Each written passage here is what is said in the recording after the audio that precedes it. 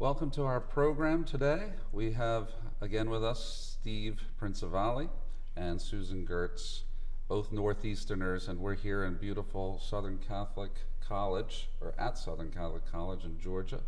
We have a great day, and it's a great topic. Last time we had fun talking about turnoffs and red flags. We focused on women last time and what they found to be turnoffs and in men. Today we're gonna flip the coin. We're gonna see what it is that turns men off about women. And I'm gonna open it up here, but it's just one of the main things that I hear a lot. There's this whole sense of men that they're just getting this whole men bashing thing.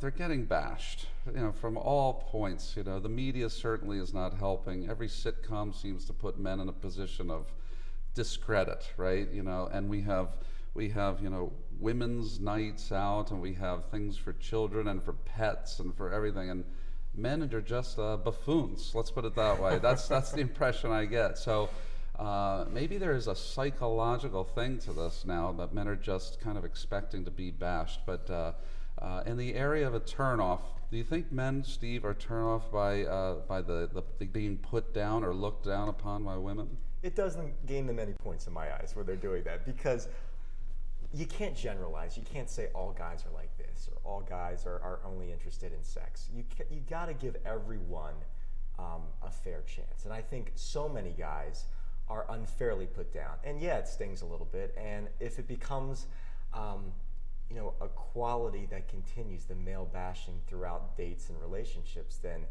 we guys just become so angry too at women, because it's like, give us a break. We could go and women bash too, but and there probably are many guys that do that too. But I would say it does hurt, and it's something that I think is unfair to categorize all guys like that. Do you see this happening on the women's side of things? Yeah, I guess so. Did you hear the one about how many men it takes to screw in a light bulb? No. Men bashing. Just teasing. No, I think that what that might be is even more indicative of the source. If you see a woman who really is just down on men or has nothing good to say about someone that she's dating, that I think would definitely be a red flag, as someone who either has been so hurt or has just the wrong concept of what a normal, healthy relationship should be. And certainly that's a give and take. Well, if men traditionally have to be the ones to lead, and they have to be the ones to have the courage and step up and protect and honor and be chivalrous and all these wonderful things that women want, isn't it wrong for women to assume that they're not capable of that? Shouldn't they rather be trying to draw that out of men, even at the risk on the woman's side of things that he won't step up, but give him some time to do it, and because we live in the world that we do where it's not so popular to be those things? Sure, and I think a lot of single women maybe have gotten used to, they probably have jobs, they're taking care of themselves, and they're in this way of life where they are, too independent almost, and so when they won't let a man step up and provide or give him a chance to take the initiative or do something. And I think the other caution we have as women is that we need to be careful that maybe that man isn't going to do it the way we think it should be done, but I think you need to just let the man do it his way and let him be a man and accept that gift for what it is, not for what you think it should be. Steve, is that a turn-off that women can provide for themselves, and in a sense, do men think women really don't need them at all, and they just kind of back off? Well, I think that men feel that they want to be the providers and they want to be the protectors. So I think to a certain degree, if a woman does step forward and maybe she's very, very independent and very, very focused on her career and doesn't want to accept gifts or doesn't want to accept what the guy is providing, sure, we all as guys may feel unloved, or we're really trying, we're putting forth that effort that Susan has spoke of, and we're not getting anything in return. We're not feeling that reciprocated love. Yeah. So it can hurt. Well, my concern is them stepping forward in the first place. I just think there's a real fear of men that I think that this turn-offs thing or the red flags happens before they ever approach the women in the first place, because women, in fact, are waiting to be approached by these men. So is there a factor here where men are, they're making these judgment calls about women? I mean, they're in their careers. I mean, what do they expect women to do? Just wait around at their parents' home, working at the pet store, like the Rocky Balboa movie, right? That she's working at the pet store, just waiting to be scooped up and taken to the ring, and be supportive and what have you. I mean, they can't, in a time when people are marrying later in life too. I mean, what are these women to do? It's kind of like a hypocrisy there, don't you think, on the part of men looking at them? Right, men cannot be judgmental either. I mean, it really has to be, the man has to be understanding, I think, that sure, a woman must do her very best in life to have that career, to go for her goals, to go for her dreams, and it's the guy's responsibility to be supportive of that and to encourage that as much as he can. I would say there comes a fine line, though, when the woman maybe is so focused upon her career and her job and her own thing, then the guy may feel, boy, she doesn't have any time for me. And then that's when the relationship may start to take a turn for the worse. Well, that's the turnoff, isn't it? The probably the expectation that she's so busy or so independent in her career, and probably a fear that she'll never give it up either. Do you see that in men, that there might be some kind of a fear that because you have a career like you do, and that there might be a sense that, well, she'll never give that up to stay at home with the kids if they come. You know how men do. They project way into the future and very rarely stay in the now. But do you see this with men about careers? Yeah, I guess so. I think, I don't know, it's hard to understand sometimes because you say as a devout Catholic woman, yes, I've done this, I've pursued this career, and I'm not married yet, but in the event that God were to call me to marriage, I would want my first priority to be my husband and my children. And I think, in the best of circumstances, to do that well, barring any grave financial need, that it would be best for everyone if a woman was able to stay at home and be a wife and a mother. But I wonder sometimes if devout Catholic men don't believe that, because most women in society reject that. Let's look at it this way. Women have to trust. They have to trust that the man is going to do that providing. I mean, you have to admit, it's probably a tough thing, a woman who's successful in her own career, thinking about giving that up in trust that this guy is going to come forth and make as much as she did, or is that even a fact? How much does that play into the role here with approaching men, that trust factor about? I mean, it's a security issue, isn't it? Well, I think, sure. I think if you're used to, you've done all this yourself, you've gone out and pursued your career by the grace of God, and we all have talents, but you've gone out and you've made money, you've paid your bills, you've taken care of yourself. And I actually think that would be an attractive attribute, because you do want a woman who can run your household. You agree with that? Completely. I think it is very attractive when you have a woman that is hardworking, dedicated to her job, because you believe, when you see those very attractive qualities in a successful career woman, wow, she's going to make a great mother. She's going to make a great wife, because she is going to care for the kids so much along with me, and only by the grace of God. I would find that to be extremely attractive, because you see the effort she puts into that, and you would assume, boy, she's going to put the effort into raising a family, helping me raise a family. Yeah, exactly. So how about moving on? How about you? We haven't asked you yet. What's a turnoff you could bring to this conversation that maybe affects you or that you've observed about men?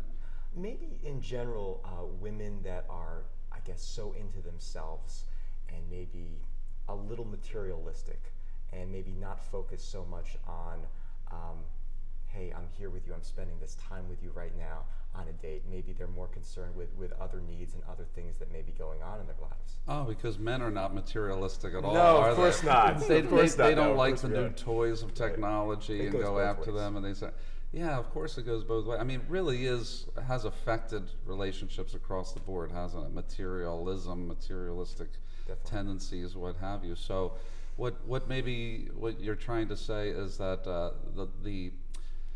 the focus on self too much. I mean, maybe we can draw that out, because I have heard that, but maybe we can hone in on what that is. What is it about women that they're focusing in on themselves a little too much? That's unattractive to men. It can be, I think. I think you have to, of course, take pride in what you're doing, the work that you're doing, a successful career. If you have, athletic endeavors you're involved in, that's extremely attractive to me. But I think there comes a fine line where once you cross that, and then it becomes almost obsessive, and you have little time for a relationship with a guy, that's a turn. So, and for men too, it kind of they go hand in hand. Isn't the attraction part of it? The visual aspect. Sure. I mean, everybody knows. We all know now. Men are visual, and there's this whole issue. But what is it? I mean, it can't be just about is she a model figure that I enjoy looking at, or is it? The attractiveness of a woman is extremely appealing. However, I believe strongly that a woman that is modestly dressed is much more attractive than one who is not modestly dressed and has some confidence issues. I really, really admire a woman that dresses modestly, and I think it's something in our society that unfortunately is kind of being lost by some of the Hollywood mentality that's out there. Well, I think there's a dichotomy there. I mean, I think men secretly enjoy seeing that, but they don't want to. They feel guilty about that. So, so there is a preference, and there's this whole thing of men want to date the women that they enjoy looking at, but want to marry, the good Catholic one. So men have to step up and create for themselves that balance, don't they, in themselves, as far as their mode of approaching women in that territory. Well, let's take a moment now to turn to our experts and see what they have to say on these subjects. I've been thinking about, in terms of part of holiness, is to work on good manners. And I especially advise men to work on this that are having trouble getting women to be interested in them, because if a man may not have all the qualities that a man might have, but if he's polite, if he's gracious, if he really works at being thoughtful, that's extremely attractive to a woman. Women tend to be naturally polite, but if a woman is not polite, she needs to work on that. But women tend to be naturally polite. And I look at my own life, and I have to work at that.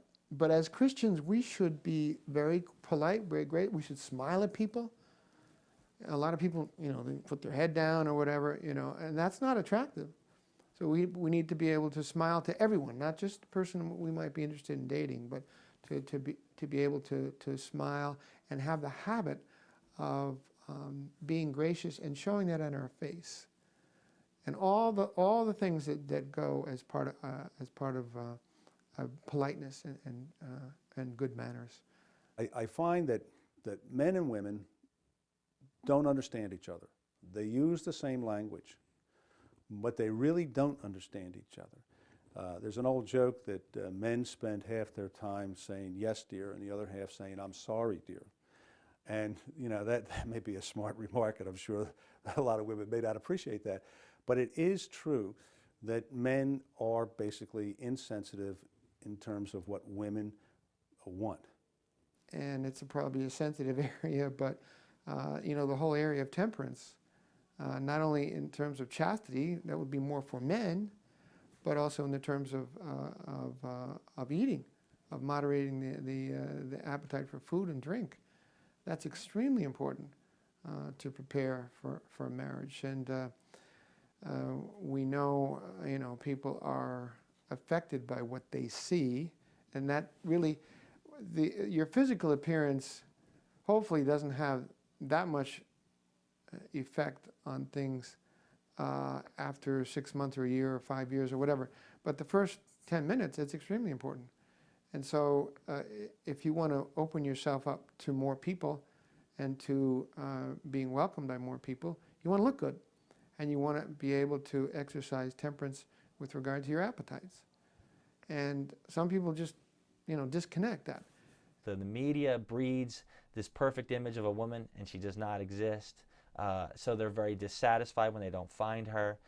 They're constantly comparing the woman that they do find themselves with the next woman in the room or wherever they're at. And I think that hurts. That hurts the relationship. That hurts the woman. It wounds the woman. Obviously, men by their nature are going to look as they should, and so women look for attractive men. Men look for attractive women. But the reality is, and you and I, of course, have a lot of experience with, there's lots of women who are very attractive, mature. When I say mature, I don't mean old. I mean women in their 30s, mid-30s, late 30s, early 40s, who would make tremendous wives, have tremendous experience. And whether or not the children come, they come or they don't, as the case may be. And of course, adoption is an enormous option in our country. And I think that it's important for really men to understand that there are not that many men out there that actually have the courage to approach a woman just to get to know her and to see, you know, where it may go from just approaching her to talk to her and seeing if she's sort of reciprocating some interest to the point where you do ask them for their phone number, ask them if they'd like to get together with a group of people or for a cup of coffee. It's so lost. Again, it's being bold, being a leader. You know, I'm going to open the door for you. I'm going to stand up when you come in a room. You know, how many of us do that anymore, where a woman comes in a room, or pull your chair out for you? I think we just set and get them used to it. She may be very uncomfortable with it at first. She may not like that you're holding the door, but you know what? Guess what? I'm holding the door. You know, and you can berate me or any woman on the street for that matter. You know, the false feminization. You may not like it, but I'm not letting you go through this. You're not going to hold this door for me. So you can go through another door, but I'm holding it for you. So I think in a relationship that we just do it, you know, and the woman will come to expect that. And when we don't do it, she's going to remind us that we're not doing it. So that's good. So I guess what I would say to anybody that's looking for a spouse is that if you understand your own limitations and you are able to deal with the limitations of other people, and you love that individual because of the goodness that you see in them, and they love you because of the goodness they see in you, then I think that that's a very good beginning for courtship. We are talking about red flags, turnoffs that men have toward women. I have a little list here that I've been compiling, so I'm going to try and knock out some of these things. Let's start with nagging. What do you think, Steve? Are women naggers, no, let me rephrase that. Are men turned off by the nagging woman, and what is nagging? It can be a turnoff, absolutely. I think that, first of all, not all women are naggers. I think probably they're the minority if they are. But yeah, it can be a little bothersome. I think guys need their time, need their space, and they don't appreciate that. But it's something that, again, very few women probably do. That's an interesting point. Men need their time and their space. I found this to be a very important thing. See, women, it seems, are very much, they like conversation, they like things to flow a lot, what have you. So a man who seems to be to himself could be interpreted as someone who's not, you know, keeping up the pace. But really, they might just not be in the mood to talk, and is this a turnoff, you know? So, I mean, do women need to be more responsive to this, and how do you think women fare to this to this aspect, Susan? Are they attentive to a man's need for his moments to be to himself? I don't know. I think that women should recognize that, but I think that a woman who truly is happy with herself and her life is going to have interests and friends and family and essentially a life. And you would hope that that man would too, that you're not ending up codependent on each other. I don't think that's a good relationship. And if a woman is too clingy or needy, or that might be indicative of her own issues, maybe. Is that a turnoff, Steve? Clingy and needy? Definitely.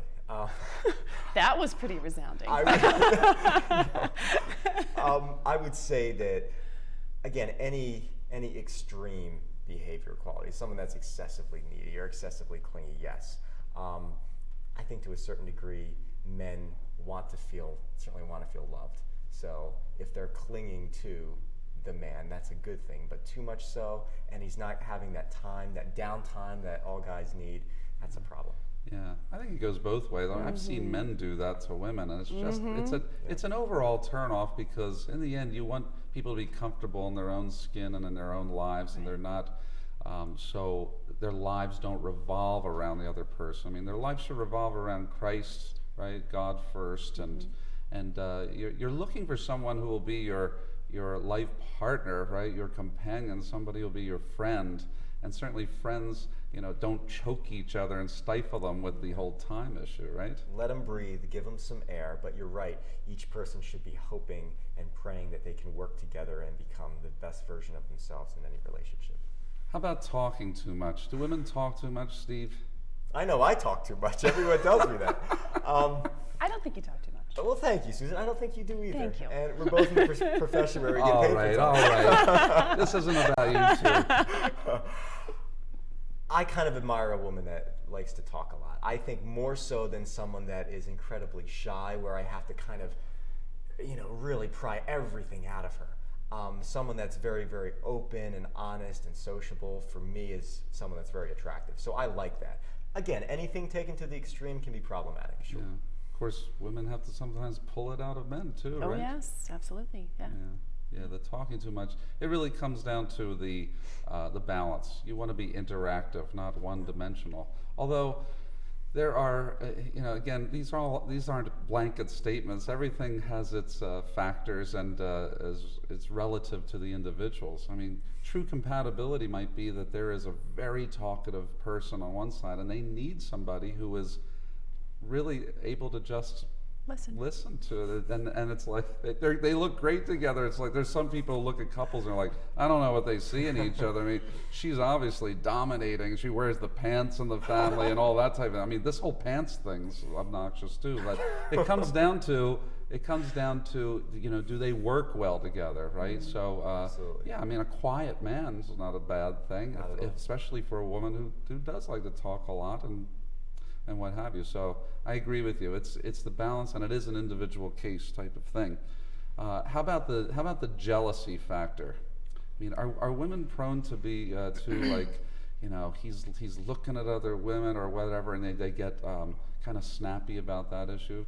Do you think? Sure. I think that women need to control that. As I think I spoke on another program, one of the turnoffs for women to men is men who don't have patience or self-control. Well, for women, I think that is an area where women need to be self-controlled and essentially confident in a way that you just trust the fact that if this man is pursuing you and wanting to get to know you, that you trust in that and that you don't get unreasonably jealous. Yeah, that would be a turnoff. That would be indicative of maybe a character flaw, I think. Do you have any comment on that? I wanted to say in general that I think it goes both ways with, the jealousy factor.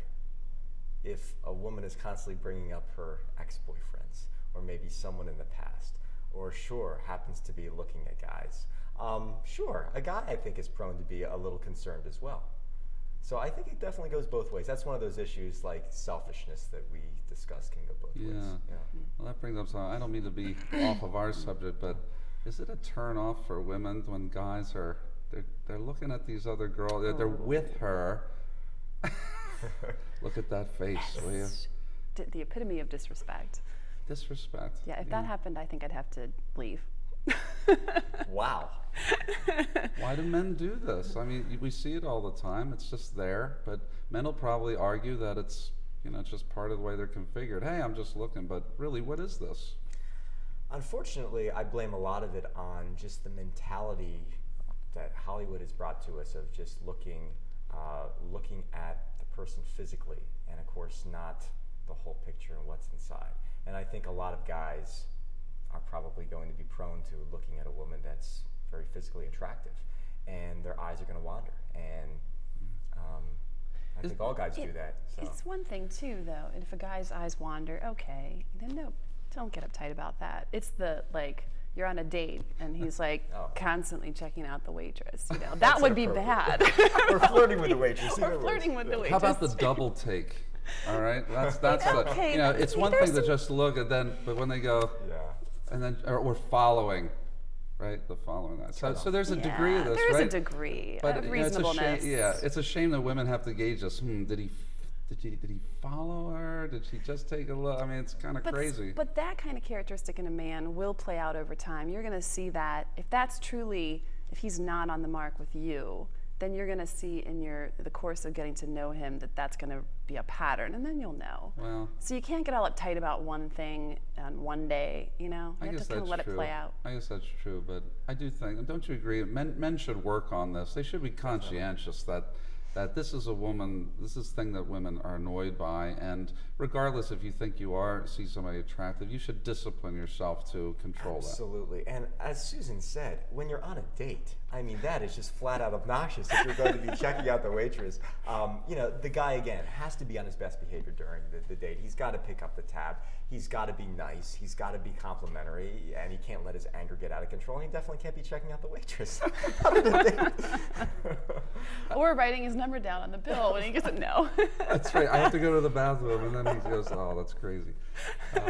How about bringing up past relationships? I mean, do you find this in women or men to be a turn off? Do women bring up these past relationships, and maybe they judge you? You're the new guy on the scene, and they kind of bring the weight of all the past relationship into that moment with you.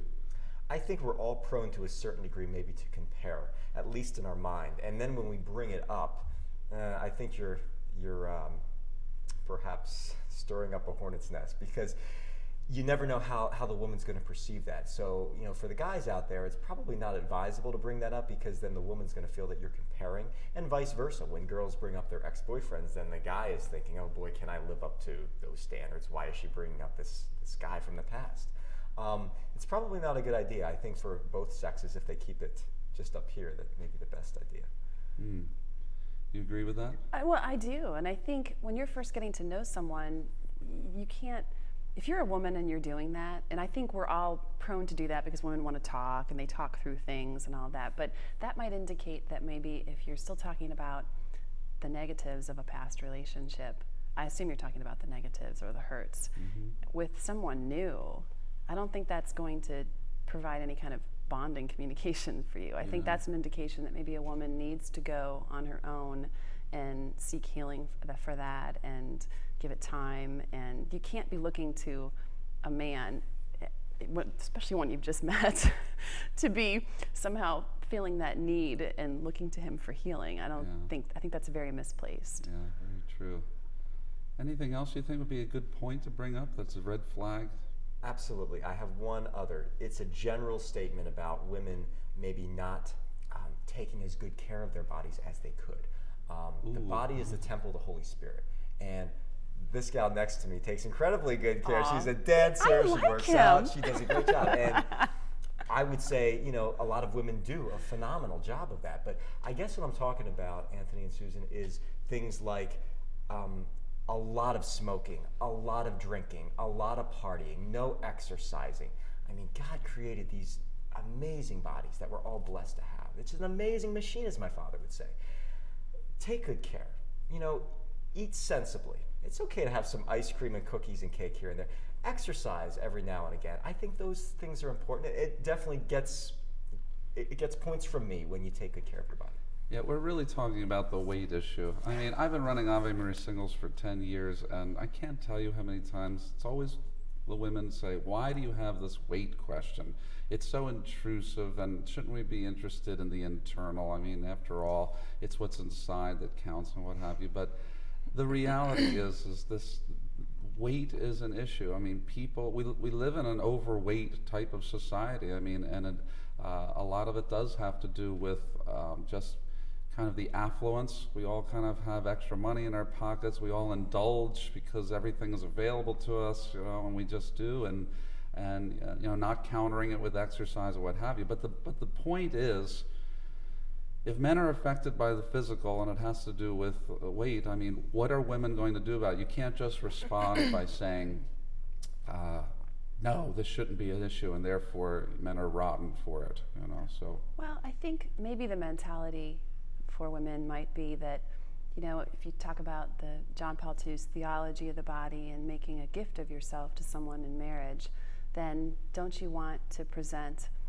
the best gift possible that you can, whether that be emotionally, spiritually, or physically, and that's all part of it. We're all body and soul.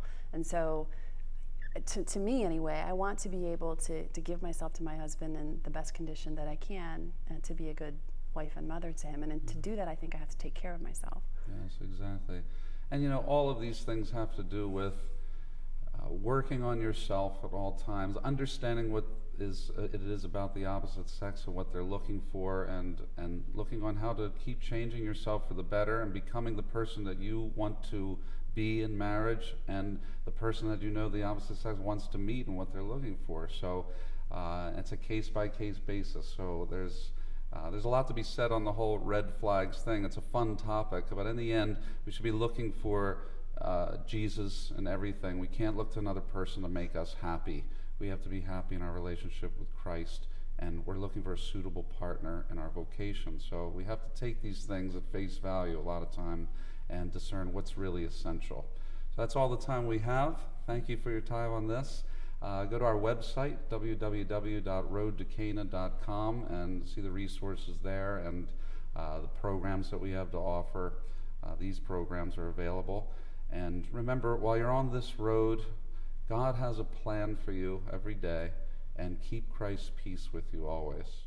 On the road